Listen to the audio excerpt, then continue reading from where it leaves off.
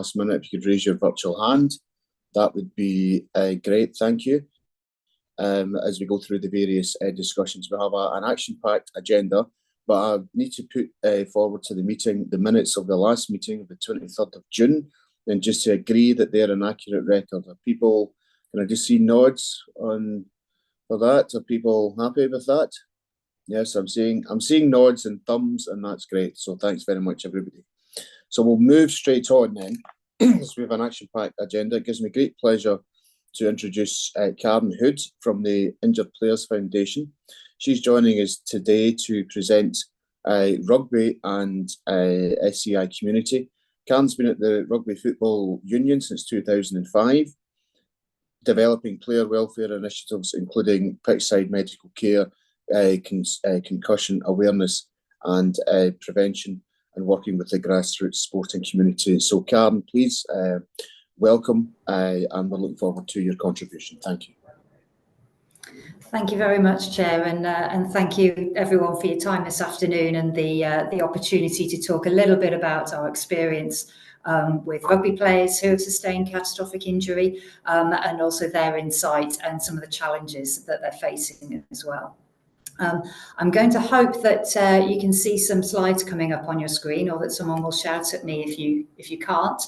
I'm just conscious that I can't see any of your faces or comments as I'm going through. So I'll definitely pick up any questions at the end, or if any come through, please do feel free to interrupt me as we go. But I'm really just going to give you a very short overview of who we are, how we work, what's needed and the difference it makes, and highlight some of the ongoing challenges that we're hearing from our group of beneficiaries. We're a tiny charity, but we operate nationally. The team you can see there's actually only 3 of them that are frontline staff. The rest hide in the office, and I'm part-time myself. And we work with about 150 long-term beneficiaries that we refer to as clients or injured players, people who have sustained a catastrophic spinal cord or traumatic brain injury through playing rugby under the RFU umbrella. I'd say about 90% of our beneficiaries have sustained spinal cord injuries, and that's why it's so useful to be able to talk to this group today and work with you all in different ways. On top of that, we probably deal with about 300 to 400 incidents a year, and that's injuries on a rugby pitch that could potentially be serious, might need some short-term reassurance, or may become, sadly, a long-term beneficiary of the charity. So it definitely keeps us quite busy, but I do want to thank our member organisation, the RFU, and more broadly England Rugby, for their great support. They provide all our back office support and help us hugely with fundraising. The areas that we operate in, tend to break these down into 3 sections, and I'll run through those quickly today. And these all need hugely different skill sets. So I'm incredibly grateful to our experts on our board of trustees that either come from the medical world, the research environment, finance, or the rugby community, and we have a couple of our long-term beneficiaries on our board. We have another one on staff. So really, regardless of what area we're working in, it's vital to us that the voices of our beneficiaries are involved at every stage of decision making, of strategy planning, of delivery, and of reflection and improvement for next time as well. It's a huge range of sort of analytical and interpersonal skills, and we really value the diversity of thought and expertise that we're able to tap into. If we take the sort of first one of these areas in terms of prevention is always better than cure. I'd love to be able to put our charity out of business and have no more catastrophic injuries happening within rugby. We are reassured by the research that's shown that the chance or the risk of a catastrophic injury or fatality happening on the rugby pitch is roughly equivalent to that in the UK workplace. The HSC deem that as an acceptable level of risk. It's the level of unlucky accident. That doesn't stop us trying to change it, trying to reduce the risk even further. And we do a lot of work. You can see some pretty pictures there of the spinal cord injury modelling work that I believe the Injured Jockeys Fund are extending into their realm. And when we share this globally, We have equivalent charities in a lot of the major rugby playing nations. England, Ireland, Scotland, Wales all obviously have their own their rugby unions and charities, but so do France, Australia, New Zealand, South Africa, Argentina, Japan are setting one up. So we're really working together in a collaborative way to learn from the experiences of everybody around the world with regards to the prevalence and the cause of these rugby injuries. What we really try to do with our research is really evidence where we can make the most difference.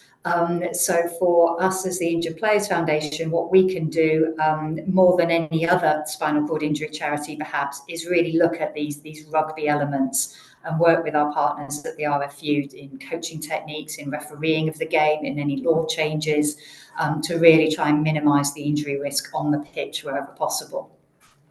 Where we then start to branch out is looking at immediate treatments or restoration of function.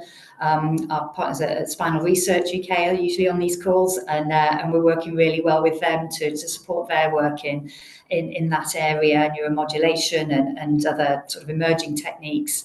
But also the issues that everyone on this call will be familiar with in the management and prevention of ongoing issues. And we recognise there that a lot of other organisations will have more expertise than us. So by supporting and championing their work, we can make it better for everybody within the spinal cord community, not just our rugby players. So when we then start to look at what we call immediate support, and this is usually that period of initial rehabilitation. So it's from the rugby pitch into hopefully a spinal injuries unit, and through that initial rehabilitation and discharge back into the community setting. And here there's a massive benefit of working alongside the amazing healthcare practitioners in those environments to really remove the extra barriers that people face. So for our players in a hospital, it's quite often the support of their teammates they need the most. So we can facilitate that, so it's not all delivered at once on a Saturday afternoon. They've come up with a visit rota. We can pay for travel costs for a family to visit, or provide communication equipment to keep people in touch. But then we can move alongside all of the excuse me, rehabilitation people and sort of really get embedded in that rehabilitation pathway for spinal cord injury, to really remove the barriers to a quick discharge. Again, I'm sort of teaching grandmother to suck eggs here by saying the quicker somebody can be discharged back into their community, the better chance of a more positive outcome and long-term independence for the injured players themselves. So whether that's we can provide housing, we can buy people properties, we can help them adapt existing property before the disability facilities grants kick in, for example. We can shortcut the provision of wheelchairs, and really work again around that pastoral and community support that really provides a sort of a safety mat, if you like, to stop somebody crash landing from out of the hospital environment suddenly back into their home and left to their own devices. I think that community sport and the team sport, peer support, whatever we want to call it, is really something we in the rugby family, and it's there on the slides, is inherent to what we do. We're really conscious that the people we work with are rugby players, rugby fans, rugby people, first and foremost. Their spinal cord injury is just part of it's just part of their new life. And so we really come back to the fact that you don't stop being part of our team. You don't stop being a rugby player just because you can't take to the pitch anymore. So this is kind of the thread that runs through sort of the rest of the lifelong relationship that we will have with somebody. We'll remember which team somebody's a fan of, or who they want to meet on match day. And you can see a little group of our injured players there enjoying Twickenham's hospitality in a particular area underneath the concourse that we've allocated, so that our teammates can meet up with each other on a match day, even if they're sat in different areas of the stadium. And this sort of whole person approach, whether you want to call it holistic support or patient-centered, is really what we're all about. And it's building that sort of trusting relationship, that lifelong relationship, so that regardless of what happens in somebody's life, we're there to support them and they know they can come to us for that support. Again, the injury that someone sustains is not the only thing that's going to happen in their life. They're going to have challenges in the workplace. Their relationships will have ups and downs. Their physical status, their mental well-being will all fluctuate, as they do for everybody. The difference with our injured players is they've got someone to turn to. They've got a whole group. They've got a whole team and a network of people they can come to, and we can make the difference in sort of so many different ways. Whether that's vocational support, whether it's additional rehabilitation, whether it's just breaking down the mental barriers people might have about some of the challenges they're facing. All of this is part and parcel of what we can deliver. With 3 frontline staff. So obviously we have a huge number of organisations, charities, universities, healthcare professionals, etc., that we work with, we rely on. And I think the real benefit comes from respecting their expertise and their specialist areas, and just really making best use of the right people at the right time. And maybe sometimes the best role the IPF can have for its injured players is just pulling in the right expertise and just navigating a hugely complex landscape of opportunities, options, support, just because quite often an individual just won't know which place to go for the answer to their question. They can come to us, we can filter it, we can bring in all of these agencies, we can simplify it, and we can make sure people access it at the right time, in the right way, that's right for them. Because of all of these, this is just a small sample of everyone that we'll have worked with over the years. It is a huge joint effort. It can get really muddy. Again, what the IPF can do is bring it back to the person. It's the person we have the relationship with. It's their goals that matter to us. It's their independence that we're trying to promote. So wherever possible, we will be fighting to empower them, to advocate for them, and to help them navigate their own way through life, rather than just trying to solve problems. And this has a real impact. Again, these are sort of slightly historical figures. The world has moved on, but we run an awful lot of activities and try to challenge people in ways which they never thought were possible. We've got somebody pictured at the top left there who can only move their head, and yet he won an archery competition. We've got a group of people who use wheelchairs on a tall sailing ship, doing shift work, sailing throughout the night, navigating, etc. We take a group skiing, and quite often for them it's the first time they've moved fast under their own speed, under their own steam, and travelled abroad as well. So all of these things, we can dress it up as a rugby tour. We can provide the familiarity. We can provide people with the confidence to take on these challenges, and then see the real world changes that have resulted. At the top right, we can see wellbeing scores. And in all but one case from this particular ski trip, everybody moved from below the national average to above the national average. And whilst you can say, well, go on a ski holiday, of course you're going to feel better, we can then follow this up at 6 months, at a year, at 6 years, for the rest of someone's life. We can sometimes bring them back to, remember you didn't think you could do that, and you did, and you enjoyed it. Apply that here. And it's part of that lifelong relationship that enables us to do that, and maybe get successes a lot further down the line than and a lot longer post-injury than perhaps some agencies or some organisations will have thought was possible. I think a huge success for us was introducing our vocational rehabilitation programme. We introduced it in 2018, and our sort of beneficiary employment rate was already doing really well at over 55%, which compares with the national average for people with spinal cord injury quite significantly better. But you can see the change that we were able to bring about, and the large number of people who were able to either stay in employment, take up new roles, take on voluntary roles, or engage in education, further education, or going back to school to get qualifications, or retraining for a different role. So there we've brought ourselves in line with the standard national average, which is a huge thing to achieve when we consider that most of the individuals we were working with were 5, 10, 15 years post-injury, and to really change their thinking and approach and address the barriers to getting back into the workplace and re-engaging in their community in that way was a huge success, and, we can talk a little bit more about that later on. Again, I don't need to list every single challenge that people with spinal cord injury face. And I don't think there's any surprises to anyone here on the list you can see in front of you. Obviously, one of the biggest ones is getting to a spinal unit at the right time. That's going to have such huge benefit for people who are in this position. What we are starting to see more and more is increased waiting times for whether it's for access to rehabilitation, whether it's waiting for assessments, whether it's waiting for equipment. And at the same time, obviously, the amount of money available, the amount of funding for care, equipment, adaptations is all decreasing. And we're starting to see more and more applications to us as a charity to meet these gaps.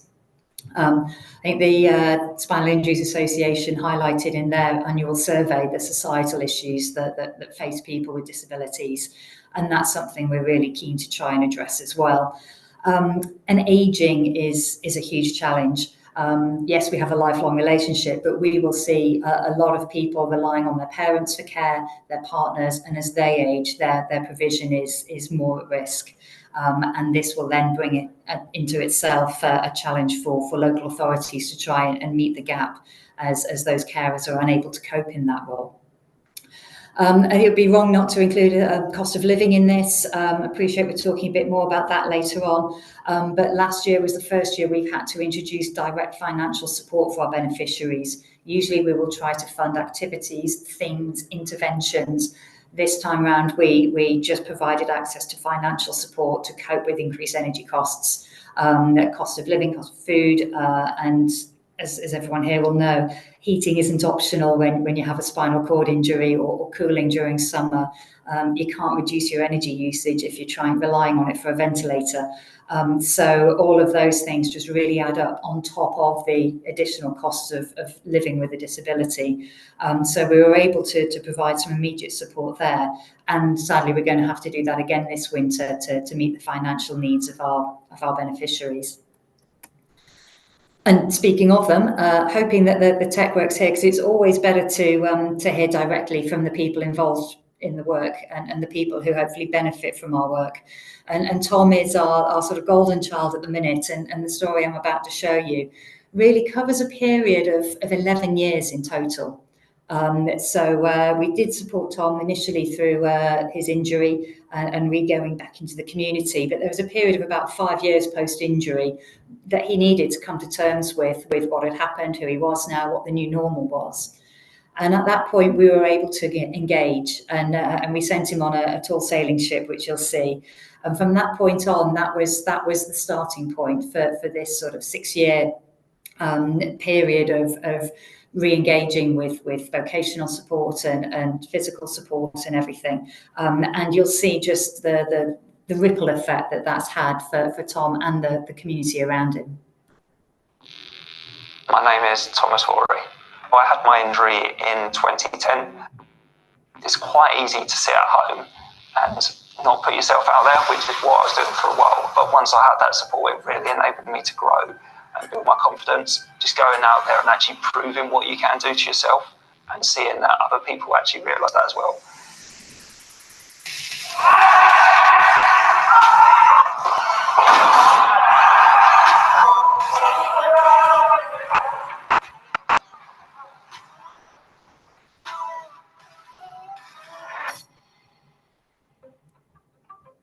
After my injury, I first had a connection with the IPF about 2 weeks after my accident, I think.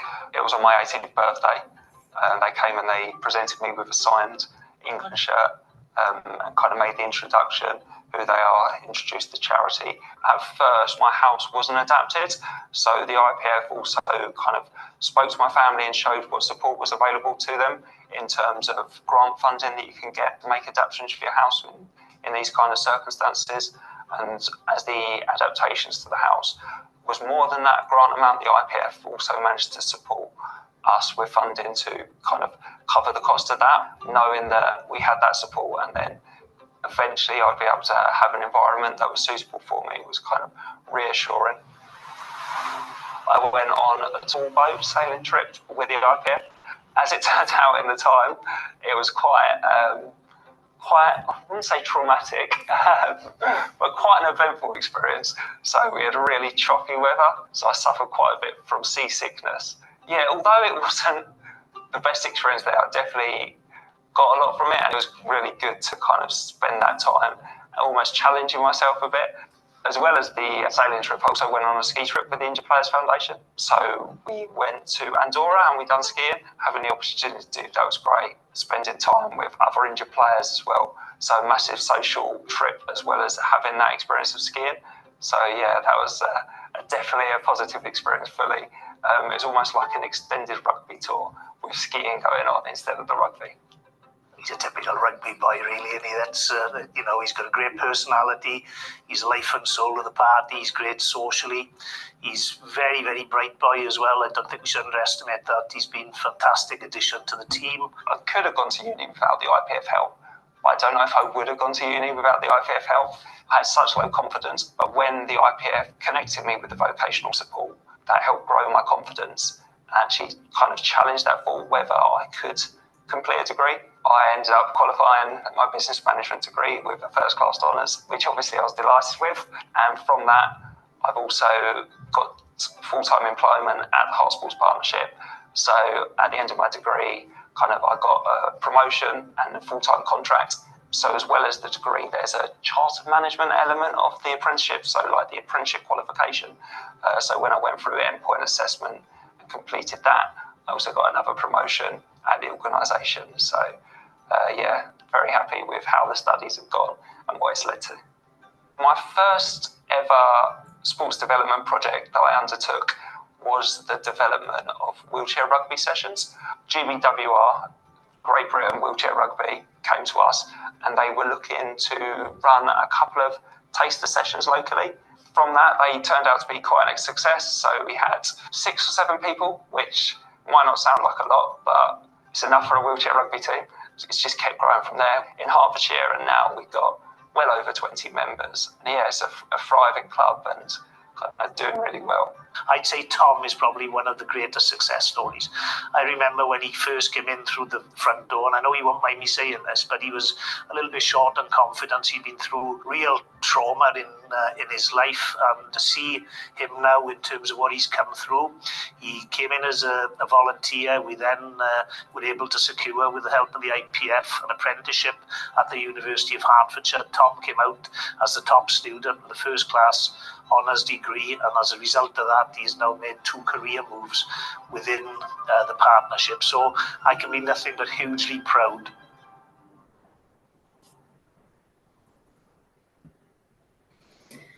So, yeah, I mean, Tom's story is hugely inspirational, just not what charity and all the other organisations support can do for him as an individual, but now the impact he's had on his local community.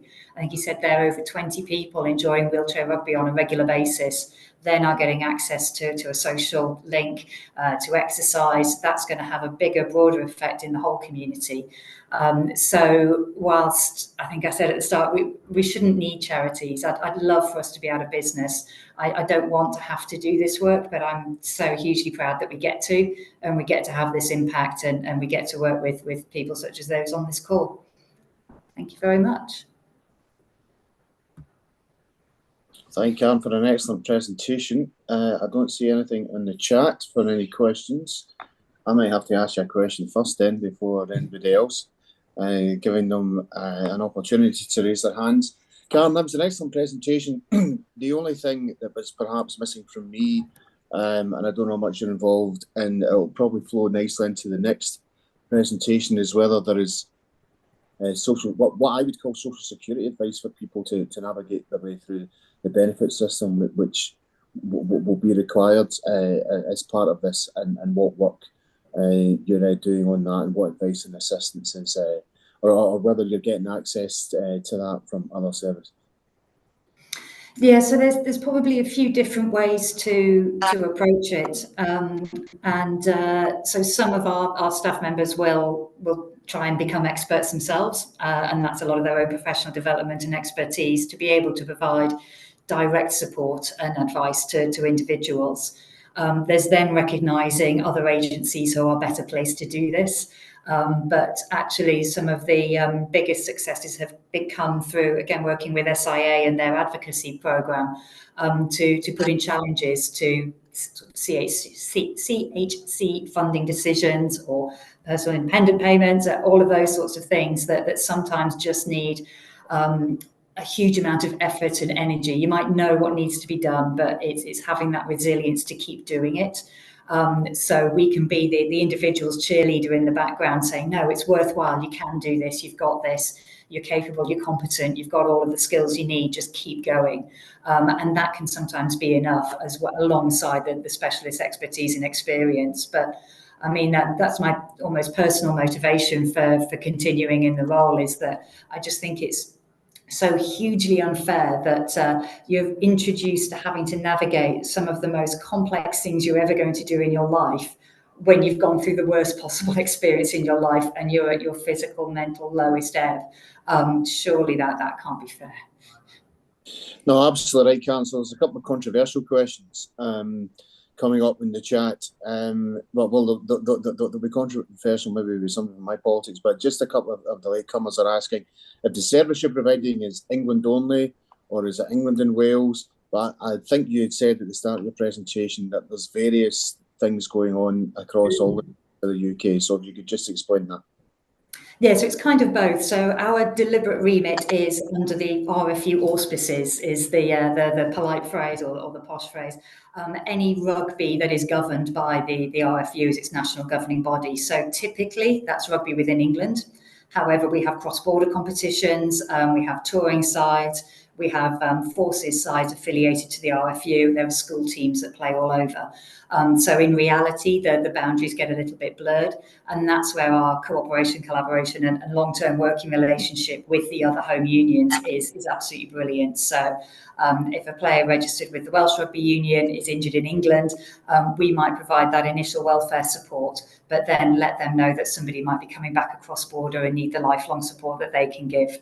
One of our school players was injured on tour in South Africa. The first thing I knew was the South African Union charity rang me up to say, we've got one of yours, we're looking after him, his parents are coming over, we're doing everything that you do. See you in a few weeks. And so it's that sort of global rugby family that really can sound very trite, but really works very well when, yes, you have cross-border challenges. And Carol's asking, you'd mentioned quicker provision of wheelchairs. I think they're just asking whether that's from the National Health Service or whether it's via private funding. And again, it depends. Yeah, it depends on need. Sometimes the NHS provision meets the need perfectly. That's absolutely great. Sometimes it'll only go so far. So an obvious example is yes, your daily life may be supported by NHS provision, but actually you've got a desire to get involved in wheelchair rugby, or you want to go back to walks on the beach with your wife. So a standard wheelchair is no good for that. Let's get some different wheels. Or you happen to live in a really hilly area, emotive wheels are the best way forward. So we're able to top up. We're able to really meet the need that's identified and fill the gaps in provision. So rather than trying to duplicate or step outside of the NHS, it's really just that sort of wraparound service that we aim for. Well, thanks very much for that, Karen, and a fantastic presentation. I'm now going to move on because some of the issues that were touched on in Karen's presentation will no doubt come up with the next, and it's given me great pleasure to introduce Harry Shah at Aspire to update us on cost of living and benefits updates. Aspire is a charity working for the spinal injury community, and they're involved in providing housing services, specialist housing information, adaptations, and finances for people with spinal cord injury. So, Harry, looking forward to your presentation, please. Hello. Hi, can everybody hear me? Yeah, okay, great. Bear with me and I'll just get the presentation up.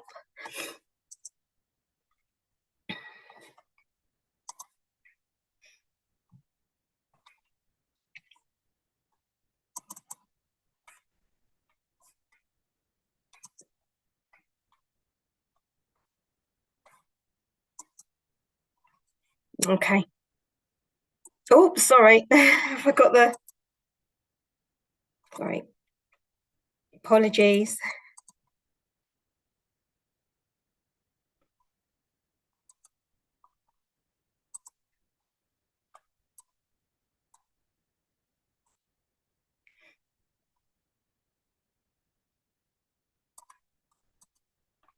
Sorry, I'm having some technical problems here.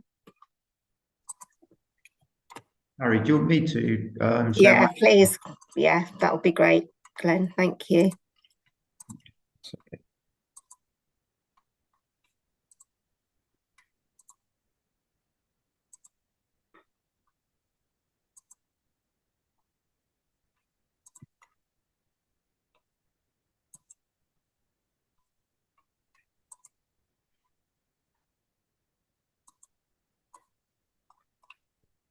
Perfect, thank you. Can everybody still hear me?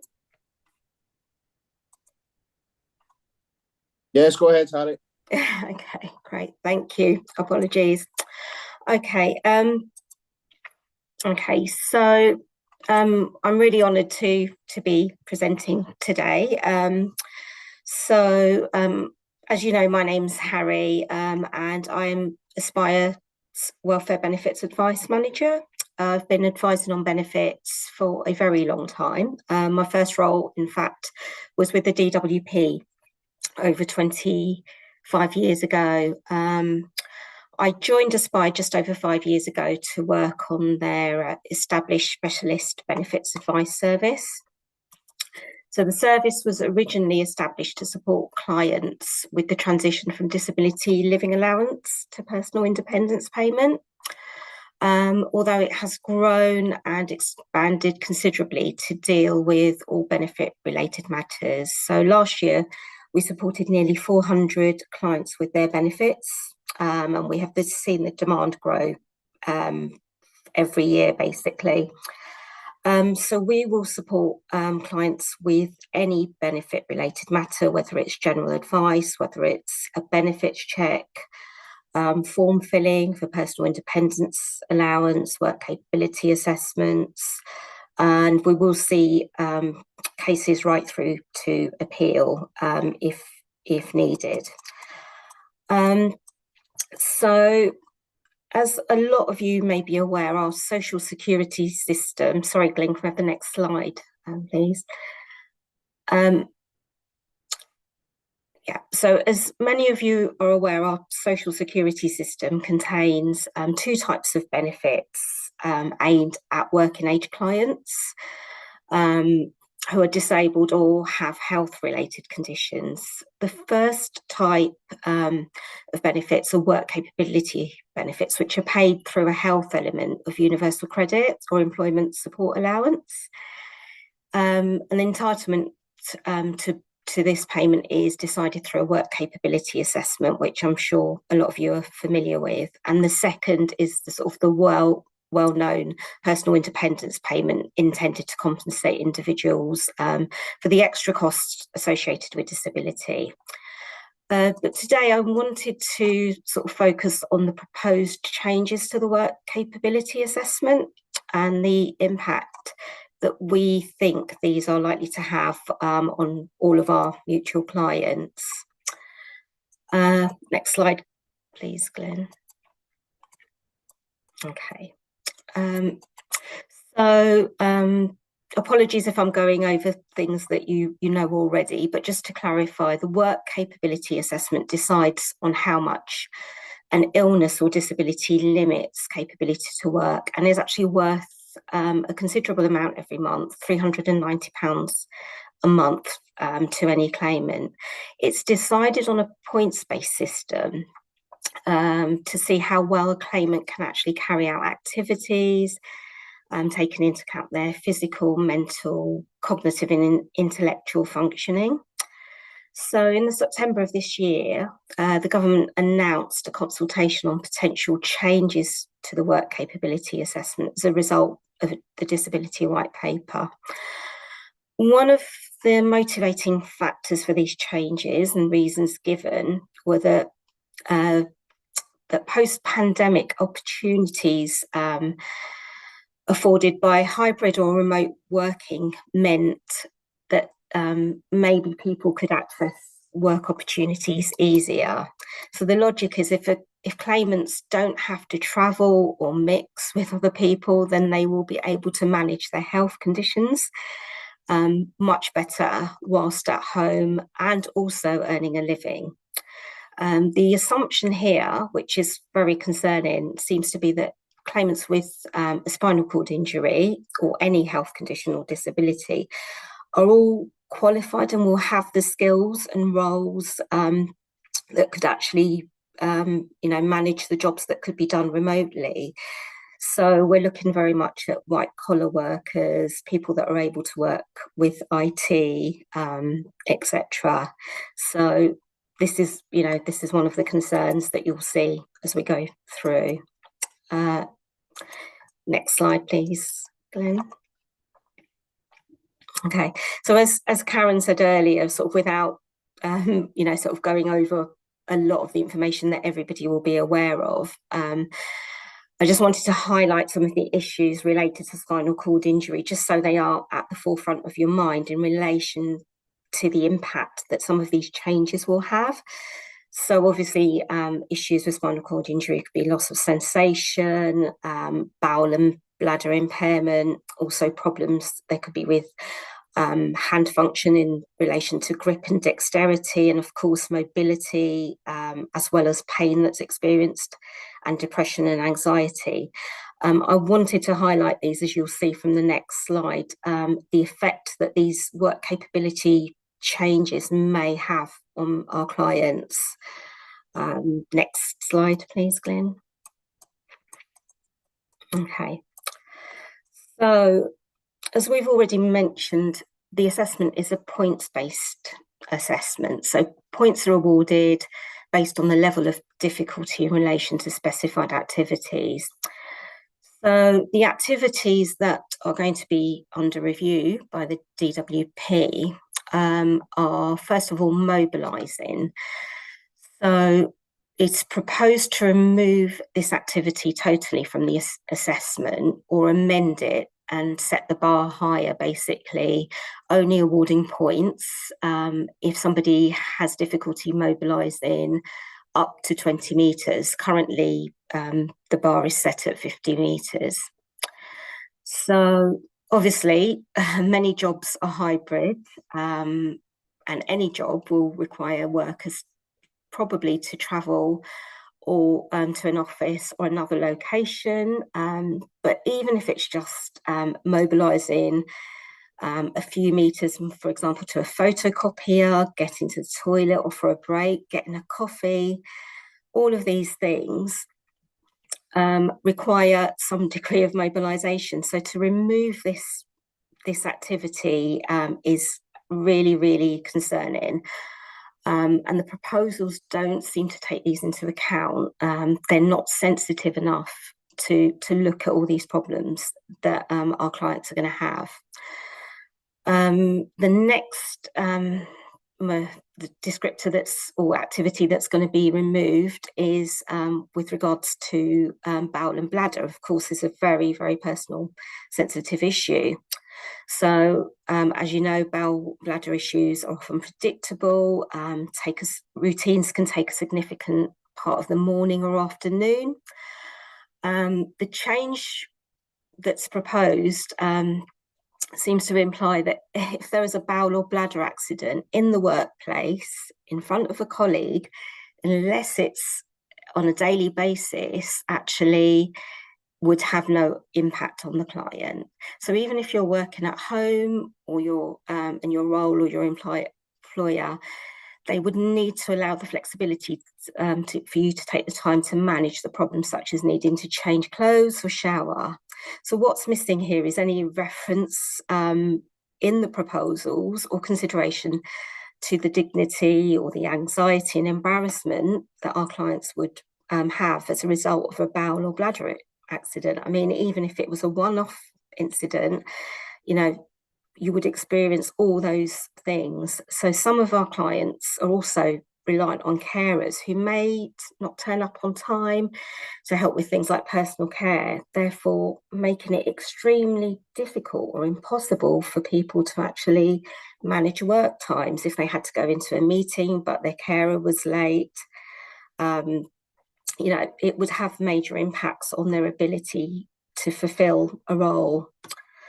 The next one that is proposed to be changed is social engagement. So although not many of our clients qualify under this activity, there is no doubt that early on in the injury, many people suffer with anxiety and depression, have, you know, major issues with their mental health. So the motivation behind these changes from the DWP are that that remote working may help towards reducing these anxieties.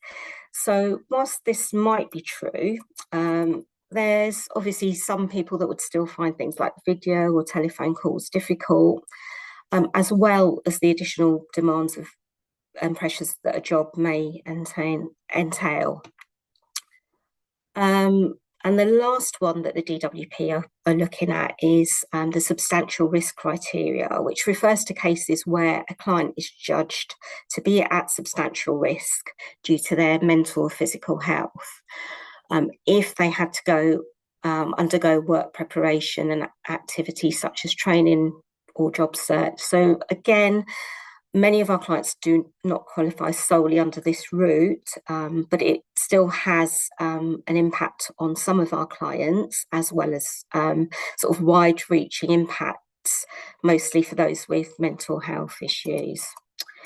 So, I mean, with regards to these proposed changes, I'm sure that many of you, if not all, would agree that potentially they will impact on claimants and putting them under unnecessary distress, which, you know, will ultimately lead to the detriment of their health and well-being.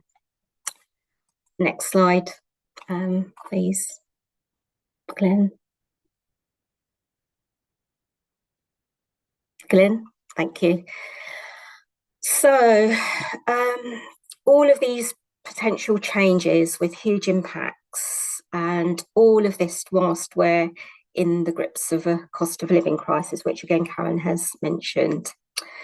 So widely known that people living with a health condition or a disability are far more likely to struggle financially to the combination of low income and extra costs. So even before the cost of living crisis scope, the charity estimated that disabled people typically experienced additional costs every month of £583. So amongst other costs, there's additional need to use gas and electricity due to powering vital equipment such as electric wheelchairs, stair lifts, hoists, things like that. We've mentioned bowel and bladder issues, so laundry costs are likely to be higher, needing to change clothes, sheets, all of those things, and actually needing the heating on more due to health conditions, issues with regulating temperatures, all of those things. So the argument is, yes, additional cost of living payments have been made. However, these would not compensate for the potential loss of the additional health element, which a lot of our clients potentially stand to lose by these proposed changes. But the health element, although it's £390 a month, actually over the year works out to £4,680. So a huge impact on many of our clients. I've included a quote from one of our clients who we have supported to obtain his full benefit entitlements, including that extra amount that I've been referring to. And as a result, our client has been able to have the heating on at night. So whilst the quote on the surface doesn't seem very powerful, I think the underlying message is extremely powerful as to our basic need and human right to be warm. So I think we need very much to consider the impact that these changes, these potential changes, are going to have on our clients. So not just sort of money-wise, but money-wise with regards to the 390 that they may lose, but the increased costs and the increased costs of living, they just exacerbate all the effects of these changes. Next slide, please. Then, so Aspire very, very much supports those with a realistic prospect of employment. And we do believe that people should have the opportunity and should be required to take part in activities and embrace opportunities to make their lives better. However, there's no doubt that expert and tailored employment support is needed. So this simply just is not available at the moment and needs to be put into place, even if these proposed changes don't happen. So the support needed to help people into employment, to raise awareness amongst employers about the issues that a person with a spinal cord injury may have and what support they need to provide, adaptations, flexibility, all those things. So in fact, this support has been needed for a very, very long time, but has actually never really been there. As long as I've worked in welfare benefits, I don't think the support around supporting individuals back into work who do have health conditions and disabilities has ever been adequate. The proposed changes make it extremely likely that those that will be subject to increased work-related conditions to obtain the benefits will struggle to meet those requirements, which are going to actually result in sanctions and reduced benefits. So forcing people, forcing our clients to undertake inappropriate work-related activities because they are frightened of losing their essential financial support is actually a very, very scary concept and actually just totally unacceptable. You know, the reality is that if these changes go ahead, the support isn't available, our clients can't meet their requirements, they are going to be down with regards to their income by over 4,600 a year, which was only going to lead to, of course, increased hardship and debt. And actually, it could affect, you know, their provision of what they need to manage their disabilities, such as additional heating, additional care. So no doubt they will have a detrimental effect on the health and well-being of our clients. My team's very, very concerned about these proposed changes. And I think one of the quotes from my team sums up our fears and response really well. So basically, the proposals make no sense. We know that employment is good for people, and I'd love to see proper support available for those who can work. But that support isn't there. Meanwhile, stripping away financial help from people already disproportionately affected by the cost of living crisis is only going to create further problems. So that's what I have to say with regard to our presentation. So obviously, if anybody's got any questions. Well, Harry, I expect people are going to have questions, so I'm going to ask them. I'm going to ask if the questions could go in the chat, please, because I think that this is one area in which we could be here till 11 o'clock. I think that there are a number of things. I would certainly want to see that presentation because I'll be speaking to my colleagues about it, Harry. So thank you for that. It was very detailed. And I'm sure a number of people will be asking you questions. So if you could ask them in the chat and Harry will respond in the chat. I'm going to move on to the next presentation because I've got a number of presentations to go through.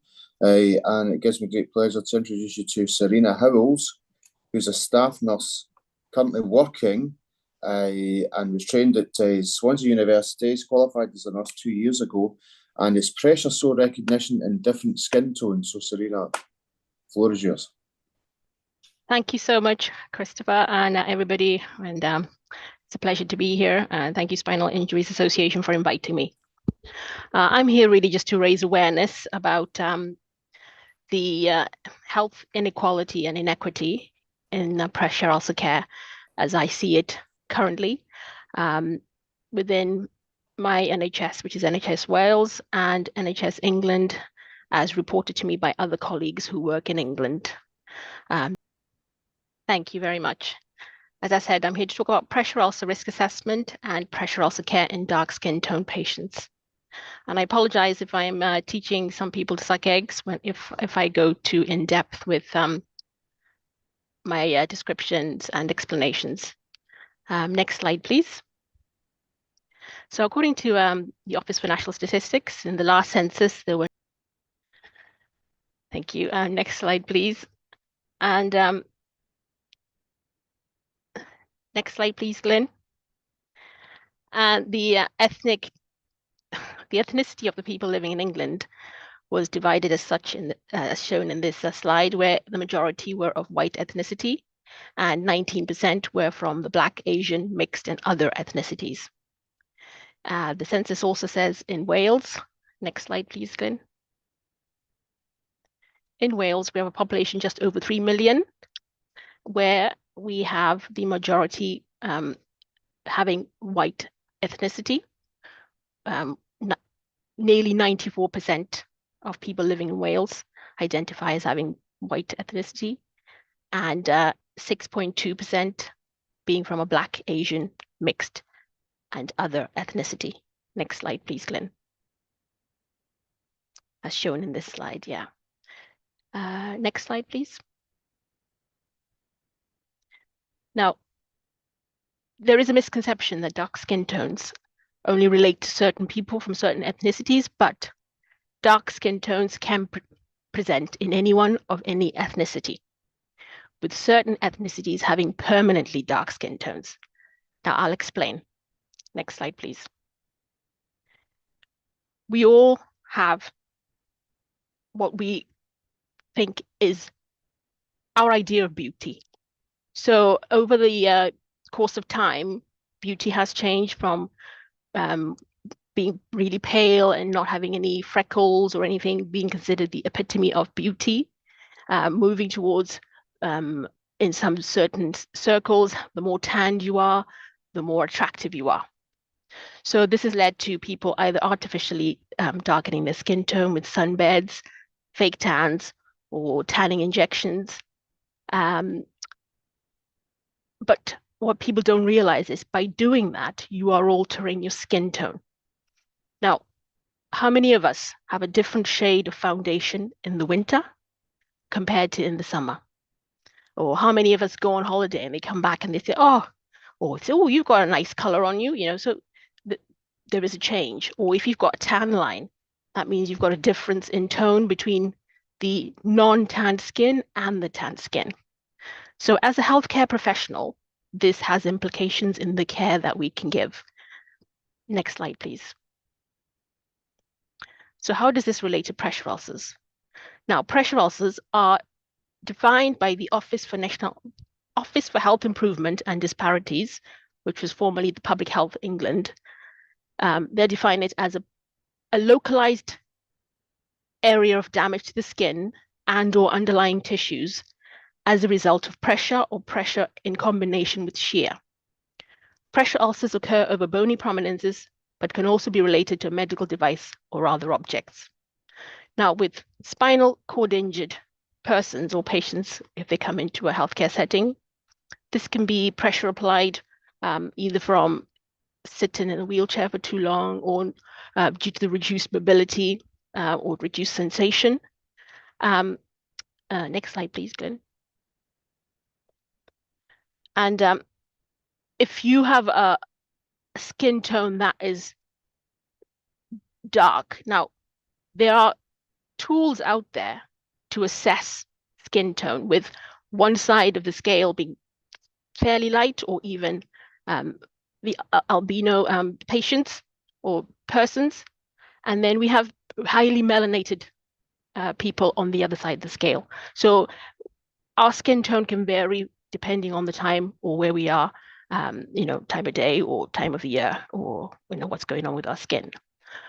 evidence has shown that if your skin tone is dark, you're more likely to develop a higher grade of pressure ulcer due to staff or relatives or caregivers or you yourself being unable to recognize early skin deterioration. Now, pressure ulcers cost the NHS £1.4 million per day. And they also have a negative impact on patients' mental health and well-being, on their overall health. And if you've had a pressure ulcer before, you're at increased risk of having another one. And if you have a pressure ulcer in a healthcare setting and you have to come into hospital, that can add your total length of stay by another four days. And the older you get, that prolonged length of stay increases up to about another 10 days more in hospital than you need to be if you're over 75. So if you've got a dark skin tone, you have all of those things that could happen. So this is a health inequality that leads to unnecessary pain, suffering, and avoidable harm to patients with dark skin tones in a fairly disproportionate way. Next slide, please. Now, I'm coming at it from a point of equality. And, the Equality Act 2010 has certain protected characteristics like disability and race. Now, according to the definition of race, this also includes color. Now, what constitutes color is your skin tone. Next slide, please. So if you're going to identify as, as being black or mixed race or whatever, or identifying your skin tone as being a particular skin tone, that can also have implications on your racial identity. So the Equality Act prohibits the discrimination of a certain group of people, either by the provision or lack of provision of a practice which is discriminatory in relation to a relevant protected characteristic. So, or if it puts a certain group of people at a disadvantage. Now, how I'm going to relate that to pressure ulcer care is, currently, our pressure ulcer care in the NHS is predominantly based and focused on light skin tone patients. Our risk assessments look for indicators which primarily relate to light skin tone patients. So if you have a dark skin tone and you come into hospital, our risk assessments instruct healthcare professionals to look for indicators that predominantly apply to light skin tone patients. So if you have a dark skin tone, already you're at a disadvantage because there are no reminders to staff to look out for this, look out for that, because primarily we are instructed or encouraged to look out for redness of the skin. Next slide, please. So with our health system as it is, and with the NHS having been founded 75 years ago, and with the whole influx of the Windrush generation, where we had an increase in people from countries where people have predominantly dark skin tones, there has been this continued perpetuation of this health inequality, as I said, over the years. And it's only recently that certain trusts in England and in Wales as well, where individuals within those trusts are raising this as an issue. And usually these individuals are of a dark skin tone and they've witnessed either themselves or their own relatives being at a disadvantage due to the care they received. Now, I'll give an example of myself. It was when I was working on a general medical ward and I was doing my risk assessments. And I thought, one day I'm going to be a patient in the NHS, be it in England or in Wales. And if somebody was doing a risk assessment on me and my skin and my risk of developing a pressure ulcer, none of what the risk assessment looks like related to me. And I thought, oh, hang on a minute. Where am I in these risk assessments? Where am I in these care plans? And unfortunately, I don't really exist until my skin has broken down and is a higher grade of a pressure ulcer. Next slide, please. And as I said, so dark skin tone people are not recognized or represented on the purpose D risk assessment, the skin inspection and repositioning risk assessments, or the skin bundles, or any other assessment tools that are in use in most healthcare settings in trusts and health boards in England and Wales. Next slide, please. This is an example of the current risk assessment in use in certain areas of NHS Wales. In NHS Wales, we have a one-for-all approach where it's all decided nationally, and then all the health boards have the same thing. So there is standardization of these risk assessments, but in a way, it kind of limits individual trusts' ability to make changes. But that's just my opinion. So as you can see there, when you're assessing somebody's skin, the options available to you are moist, paper-thin dryness, or blanchable redness that persists. Now, this blanchable redness will only manifest on a light skin tone patient. Now, I will never go red. I've never been red in my life. You know, some people will say, oh, you look flushed, or somebody else looks, or they're looking a bit red. I will never look red because my skin tone will not show redness. Next slide, please. And then when you do develop pressure ulcers, the first stage where it's still, the skin hasn't broken, that manifests as non-blanchable redness on intact skin. So that's what we call a category 1 pressure ulcer. Now, when it's a category 1 pressure ulcer, skin hasn't broken down. So you have got room to maybe reel it backwards, you know, and not cause further damage and maybe improve that in a short space of time. But what we're finding is in dark skin tone patients, that early damage is not recognized because we are taught to look out for redness that doesn't change. Now, if you're not even going to go red, and we're not being told or shown, or we're not represented, or there's no box to tick which doesn't relate to redness, already you're at a disadvantage if you're dark skin toned. And people will only notice pressure damage when the skin has broken or you have a blister, which is now a category 2.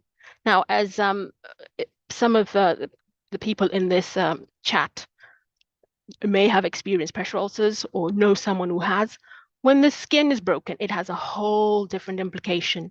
You know, you suddenly need district nurses, you suddenly need dressings, you're in a lot of pain. You might have to be in bed to reposition, you know, to take the weight off that area. So your whole life gets impacted.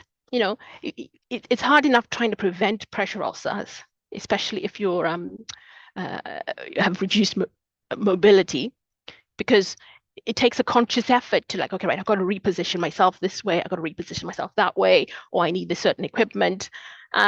So imagine when you already have a pressure ulcer. So, and then you have to, let's give the example of someone who's a wheelchair user, and you can't sit in that particular position because you're putting a lot of pressure on maybe the broken skin, and you have to now have bed rest or lie in a horizontal position to lie on your left or lie on your right. You know, that if you're working, that takes you out of work. You know, it has a ripple effect on a lot of other areas. And obviously, once it's a category 2, there's a higher risk that it will develop into even more worse pressure ulcers. Next slide, please. Now, this is a photo of my elbow. Now, using the current risk assessments in use today in my country here in Wales, how would you see redness on my elbow? Because for some patients with dark skin tones, we have hyperpigmentation on bony prominences, where the skin is even darker and it's even thicker. So how is this early pressure damage going to be recognized? Next slide, please. So as I said, I'm here really primarily to highlight to everybody and to ask everybody to raise awareness, speak to your NHSs, your GPs, your MPs, and just say, did you know that not everybody's skin goes red? So if not everybody's skin goes red, pressure ulcer damage is going to be missed. Next slide, please. So we've identified there are barriers to early recognition of pressure damage in dark skin tones by healthcare staff, caregivers, patients, family members in England and Wales. Where are these problems coming from? Next slide, please. They come either from the environment, where the environment does not promote diversity or inclusion, where you're afraid to even mention that somebody's got a dark skin tone, or we apply a one-size-fits-all to all patients, or the processes of even once you've recognized that's pressure damage, you've got nowhere to record it because our risk assessments are tailored to light skin tones. There's lack of knowledge or disinterest from healthcare staff, caregivers, or the patients themselves may not be aware. We find that a lot of material on the internet in healthcare settings is all monotonal, where it's hard for people with dark skin tones to see themselves represented in what's being displayed or what's being shown or talked about. And sometimes, as I said, communication, there's barriers in communication where maybe people have got language barriers or patients are neurodivergent, and or got learning difficulties. So these are all barriers that can hinder the early recognition of pressure damage in skin tones. Next slide, please. So, I've highlighted a problem. I have ideas of how we can solve some of these problems, and we can work to embed a culture of recognition and respect of diversity and promote inclusivity in England and Wales, or even in our charities, in our third sector providers. Have a look at all your material. Is it inclusive? Is it showing diversity? Are you representing all how do you call it? All members of the population that you serve? In healthcare, are we using the same way to assess skin tone? Are our pressure ulcer assessments inclusive? Now, a lot of I would assume a lot of spinal cord injured persons who are not in acute healthcare settings are living at home, and either they're autonomous to their care or they've got family or carers looking after them. And are they aware of the other signs of early pressure damage? So it's increasing that knowledge amongst individuals, healthcare staff, patients, families, and caregivers, so that we can catch these pressure ulcers before they develop or before they get worse. And also to raise awareness that as much as reduced mobility, bowel and bladder incontinence, reduced sensation, malnutrition, and all other risk factors that can contribute to pressure damage occurring, having a dark skin tone is also a very relevant risk, because you are less likely to see that early damage occurring, particularly if you've lost sensation, where you're not feeling the pain, you're not feeling the numbness. So that puts you at an even higher risk. And once we make these changes to our institutions, to our charities, to our NHS, to our nursing homes, to whatever, if we publicize this so that our dark skin toned demographic of population know that they're represented, and they feel valued, they feel seen, they feel heard, it goes a long way to improving a person's sense of well-being and belonging, especially if you've lost that feeling and that confidence because of whatever situation that's occurred in your life, you know. And then just to try and make training standardized, because what we have in NHS Wales, as I said, we have an all Wales approach. In England, there's individual trusts where they do their own individual things. Now, if we can standardize that so that everybody in NHS England is singing from the same page. So if you moved from London to Manchester, you know that you're not going to be at increased risk because you know everybody's trained to the same standard. They're using the same risk assessments. You know, they're using the same awareness raising information or campaigns. If we can standardize that just for continuity of care within the UK, that would be a good thing as well. Yeah, next slide, please.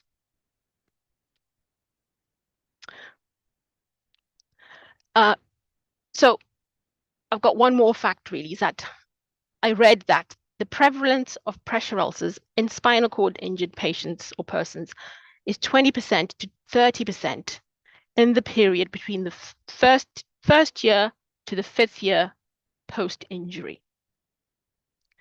Now, 20 to 30% is a high prevalence. If we can all work together to reduce that by raising the awareness that your skin tone affects how you're going to be risk assessed, then hopefully we can prevent this preventable harm and cause of unnecessary pain, just by recognizing that our skin tones are different. If makeup producers can recognize that skin tones are different and they produce different shades, if coloring pencils can recognize that people have different skin tones, pressure ulcer care must recognize that people have different skin tones, so damage will present in different ways, and we must educate, raise awareness so that we can prevent this avoidable harm. Next slide, please. I think that's it.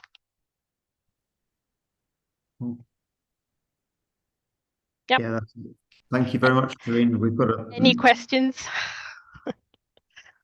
Serena, I'm sure there's loads of questions now. I don't know if you've seen the chat during your presentation, but I have to say to you, that was a very impressive presentation. I think it was very well appreciated by people who are in the chat, who are in this meeting. You'll see a lot of complimentary comments. Serena, can I ask you to put your email address in the chat so that people could get an opportunity to email you directly some questions? But I must say, Serena, that was excellent. I could see the chat comments of people who were so appreciative of this and how important it is. So fantastic work, Serena, it really was. Now, I just want to say to folks, there was I think we'll put this politely, an interruption before just about when Serena was starting. I want to apologise for that interruption, and we will be investigating what exactly happened there. And I want to apologise to everyone for the language that was used, because it was completely and utterly inappropriate. So I'm going to move on now to updates for the Spinal Injuries Association. Dave, Head of People and Operations, is going to speak to us with that. Dave, over to you. Thanks very much indeed. Good afternoon, everyone. Thank you for the presentations. As you say, they've been absolutely excellent today. We just wanted to take a couple of minutes just to update you on some changes that have taken place in the campaigns team at Spinal Injuries Association.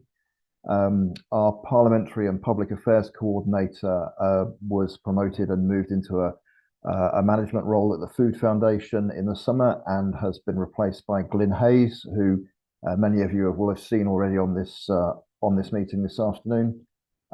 Glyn is a former councillor. He's an Army veteran. He's been spinal cord injured since 2017, and he comes to us from Aspire, where he was an independent living advisor. So we're very pleased to have him on board. He has been with us since August, and is doing a tremendous job.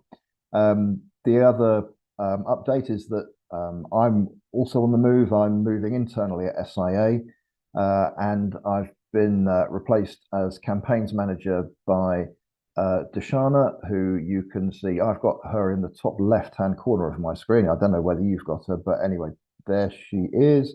Darshana is very well versed in how Parliament works. She has spent the best part of 20 years working across central government as a civil servant, including a number of years working in Downing Street, advising successive prime ministers. So she comes to us with an unbelievable wealth of knowledge, and her address book is honestly off the scale. So we're absolutely delighted to have Darshana and Glyn on board. They're going to be taking campaigning forward at SIA. And so in terms of the impact on the all-party parliamentary group, there's none at all, because they're both going to be fulfilling SIA's role as the secretariat for the APPG, and so it's one of those all change and no change situations. As a charity, we're thrilled to have people of the caliber of Glyn and Darshana joining the charity, and I'll drop their email addresses into the chat so that if anyone wants to contact them directly, then they'll be able to. And I'll now just hand over to Darshana, who has a couple of words to say. Thank you. Thank you, Dave. And thank you for all the work you have done, not just as a secretariat, but in wider campaigning. Good afternoon, everyone, and thank you to all who presented today. All the presentations were very informative, and thank you for accepting our invitation to present. Both Glyn and we look forward to working with the officers of the APPG and other parliamentarians in the coming months and years to look at the key issues affecting those with spinal cord injuries and to hopefully bring about systemic change.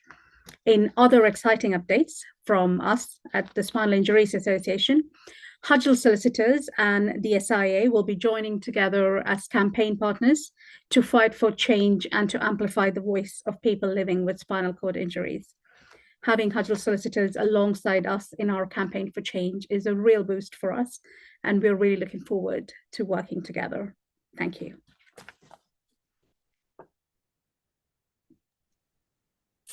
Okay, thanks very much, Dave. On behalf of the All Party Parliamentary Group, just want to wish you well for the future and to thank you for all the work that you've done and in coordinating the work of the All Party Parliamentary Group. And to Glyn and Darshana, I'm very much looking forward to them going forward as one of the vice chairs. I know we'll be having our annual general meeting soon, and we'll be sorting out our agenda going forward. Now, I've not been notified of any other business, folks. If you could just show your appreciation to those who gave presentations today. You'll see the chat that there's some email addresses been dropped in. And I just want to thank everyone for their attendance today, and I'm sure you found that it's extremely worthwhile, because I certainly did. So take care of yourselves, folks, and I look forward to seeing you at future All Party Parliamentary Group. Thank you.